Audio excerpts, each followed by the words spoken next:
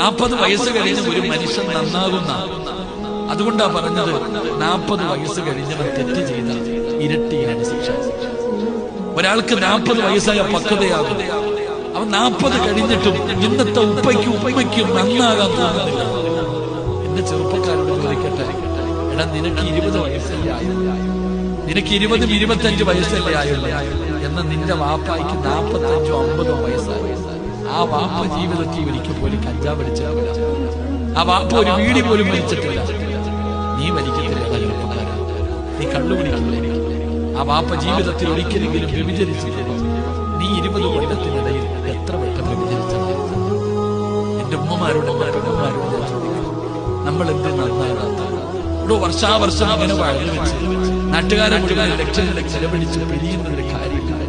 ജീവിതത്തിൽ മാറ്റം വരണം. പറയുന്നവന് കേൾക്കുന്നവന് ജീവിതത്തിൽ